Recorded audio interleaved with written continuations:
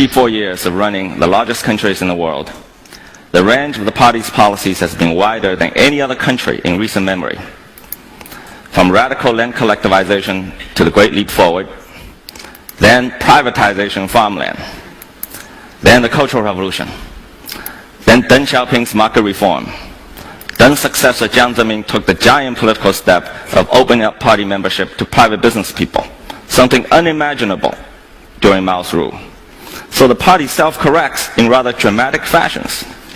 Institutionally, new rules get enacted to correct previous dysfunctions. For example, term limits. Political leaders used to retain their positions for life, and they used that to accumulate power and perpetuate their rules. Mao was the father of modern China, yet his prolonged rule led to disastrous mistakes. So the party instituted term limits with mandatory retirement age of 68 to 70. One thing we often hear is political reforms have lagged far behind economic reforms, and China is in dire need of political reform. But this claim is a rhetorical trap hidden behind a political bias. See, some have decided a priori what kinds of changes they want to see, and only such changes can be called political reform. The truth is, political reforms have never stopped. Compared with 30 years ago, 20 years ago, even 10 years ago, every aspect of Chinese society, how the country is governed from the most local level to the highest center, are unrecognizable today. Now, such changes are simply not possible without political reforms of the most fundamental kind. Now, I would venture to suggest the party is the world's leading expert in political reform. The second assumption is that in a one-party state, power gets concentrated in the hands of the few, and bad governance and corruption follow. Indeed, corruption is a big problem, but let's first look at the larger context. Now, this may be counterintuitive to you. The party happens to be one of the most meritocratic political institutions in the world today. China's highest ruling body, the Politburo, has 25 members. In the most recent one, only 5 of them came from background of privilege, so-called princelings. The other 20, including the president and the premier, came from entirely ordinary backgrounds. In the larger central committee of 300 or more, the percentage of those who were born into power and wealth was even smaller. The vast majority of senior Chinese leaders worked and competed their way to the top. Compare that with the ruling elites in both developed and developing countries, I think you'll find the party being near the top in upward mobility. The question then is, how could that be possible in a system run by one party?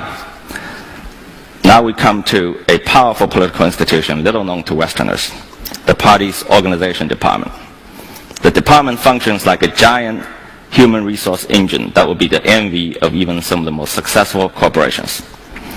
It operates a rotating pyramid made up of 3 components: civil service, state-owned enterprises, and social organizations like a university or a community program. They form separate yet integrated career paths for Chinese officials. They recruit college grads into entry-level positions in all 3 tracks, and they start from the bottom, called Keyuan. Then they could get promoted through 4 increasingly elite ranks: Fu Ke, Ke, Fu Chu, and Chu. Now, these are not moves from karate kids. Okay, it's serious business. The range of positions is wide, from running healthcare in a village to foreign investment in a city district to manager in a company.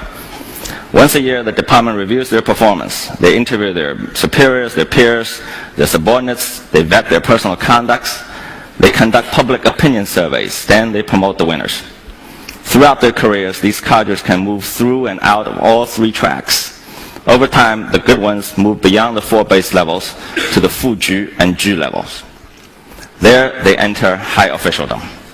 By that point, a typical assignment will be to manage a district with population in the millions, or a company with hundreds of millions of dollars in revenue. Just to show you how competitive the system is, in 2012, there were 900,000 Fu Ke and Ke levels, 600,000 Fu Chu and Chu levels, and only 40,000 Fu Ju and Ju levels. After the Ju levels, the best few move further up several more ranks and eventually make it to the Central Committee. The process takes 2 to 3 decades. Does patronage play a role? Yes, of course. But merit remains the fundamental driver. In In essence, the organization department runs a modernized version of China's centuries-old Mandarin system. China's new president, Xi Jinping, is son of a former leader, which is very unusual, first of his kind to make the top job. Even for him, the career took 30 years. He started as a village manager, and by the time he entered the Politburo, he had managed areas with total population of 150 million people and combined GDPs of 1.5 trillion US dollars. Now, please don't get me wrong, okay? This is not a put down of anyone, it's just a statement of fact. George W. Bush, remember him? This is not a put down. Before becoming governor of Texas, or Barack Obama, before running for president, could not make even a small county manager in China's system. Winston Churchill once said that democracy is a terrible system except for all the rest. Well, apparently he hadn't heard of the organization department. Westerners always assume that multi-party election with universal suffrage is the only source of political legitimacy. I was asked once, the party wasn't voted in by election. Where is the source of legitimacy? How about competency? We all know the facts. In 1949, when the party took power, China was mired in civil wars, dismembered by foreign aggression. Average life expectancy at that time, 41 years old. Today, it's the second largest economy in the world, an industrial powerhouse, and its people live in increasing prosperity. Pew Research polls Chinese public attitudes, and here are the numbers in recent years. Satisfaction with the direction of the country, 85%. Those who think they're better off than 5 years ago, 70%. Those who expect the future to be better, a whopping 82%. Financial Times polls global youth attitudes, and these numbers, brand new, just came from last week. 93% of China's Generation Y are optimistic about their country's future. Now, if this is not legitimacy, I'm not sure what is. In contrast, most electoral democracies around the world are suffering from dismal performance.